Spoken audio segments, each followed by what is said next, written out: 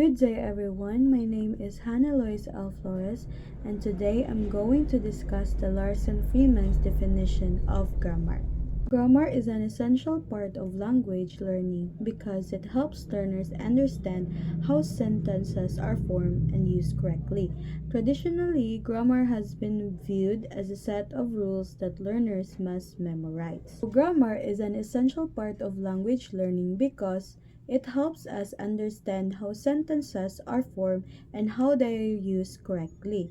So, in the past, grammar was often taught as a set of rules that students had to memorize. But, however, modern linguists believe that grammar is more than just rules. So, according to Diane Larson Freeman, grammar is not simply a collection of rules about sentence structure, but instead, she describes that grammar as a dynamic system that involves three interconnected dimensions. So, we have first is the form, the meaning, and the use. So, later on, I will discuss to you what is or what are these three dimension nga appeal ni Larson Freeman sa yung definition of grammar.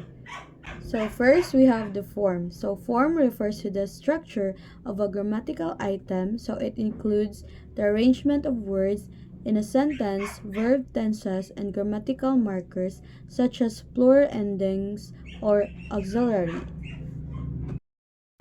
So in form, this refers to the structure of a grammatical item. So diri it includes kung unsa nga mga words or how words are arranged in a sentence by the verb tenses and also the grammatical markers. So we have the kanang plural endings or katong mga auxiliary nga mga verbs or like the helping verbs. So I have here an example or a sentence. Example ni siya sa form which is a sentence nga she walks to school every day. So, 'di ba, we have here the verb which is walks. So, from the word nga or from the verb nga walks, it has an s, 'di ba? Kana na siya s because the subject is she. So, another example is sa verb tense is I am eating lunch. So, the structure which is the am and the verb, itong verb is the eating.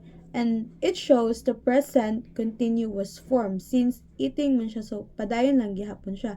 So, di ba, through understanding from these forms, it helps the learners to construct the sentence correctly. Like, the more nga masabtan sa student if naatay form sa ato ang grammar. So we have here the second one is the meaning. So meaning focuses on what a grammatical structure expresses. So different grammatical forms can convey different meanings. So the second dimension is the meaning, right? So the meaning kaya nag-focus lang siya on what a grammatical structure expresses. So, di ba, different grammatical forms, it can shows different meanings. So, I have here another example, which is sentence gihapon siya. So, the first is, I eat rice. So, makabantay mo, from the word nga I, or from the sentence nga, I eat rice, so, it shows a habit. Habit lang siya ba nga, yan, nagkaon ko rice. But in another sentence, which is, I am eating rice. So, diba, in this sentence, it shows, or nagpakita siya og action nga nahitabo karon since from the verb nga eating. So, I am eating rice. So, yeah, we have the meaning. So, pagpasabot ani no from the word or in different grammatical forms, it can shows different meanings. So, for example, verb tenses indicate time while modal verbs express possibility, obligation, or permission. So, this dimension helps learners to understand what a sentence intends to communicate. So the next is the use. So use refers to when and why a grammatical structure is used appropriately in a particular context. So this includes understanding the situation, the relationship between speakers, and the purpose of communication. Knowing the use of grammar helps learners choose the correct structure in real life communication. So, in the use or the third dimension, which is the use, so yeah, the use refers to when and why a grammatical structure is used appropriately in a specific context. Because in the use, di ba, na-include ni siya ang mga situation or relationship between the speakers and the purpose of communication. Because if we gamit ta og kanang mga uh, grammar nga which is dili siya or complicated siya sa sentence which is ano na pud siya og different meaning. So para atong kagaina nga di ba we have the meaning, the form and the use.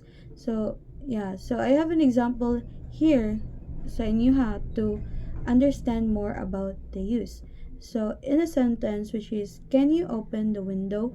So 'di ba in this sentence napakita siya og politeness or polite and commonly used in a conversation.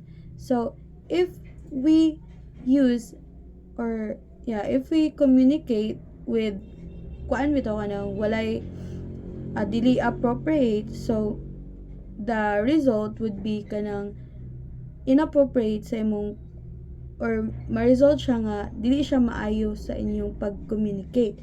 So I have here the next example is open the window. Di ba kato ingon ako gaina, the first sentence is can you open the window? Then the next sentence is the open the window. So di ba in this sentence or yeah in this sentence, this sounds more direct and may be used as a command. So dili na siya mahimo a conversation, mura lang kag nagsugo lang ka og tao.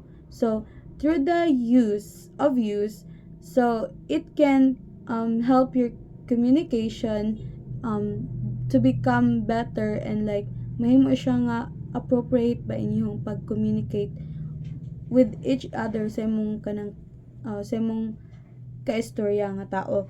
So another example. So could you help me, sir?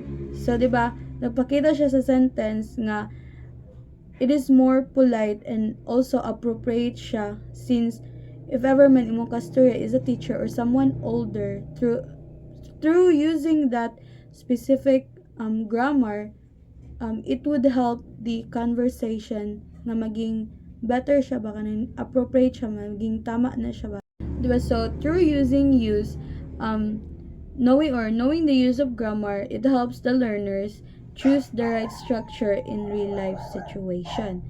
So yeah, so review, we have the three dimensions of the grammar. We have first is the form, then we have the meaning, and last is the use.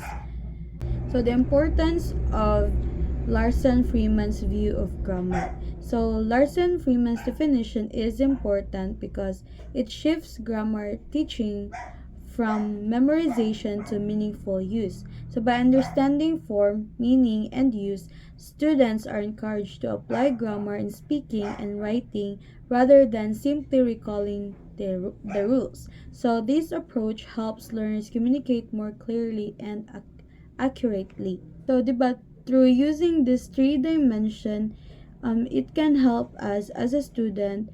It can apply our grammar to be more effectively in speaking and writing. So, this would lead us into kanang clearer and more confidently in communicating. So, in conclusion, Larson Freeman defines grammar as a system composed of form, meaning, and use. In this definition, emphasizes that grammar is not only about the structure but also about the meaning and appropriate communication. Just what I have said earlier, by using this kind of dimension ni Larson Freeman, it could help us to make our communication into better and more confidently.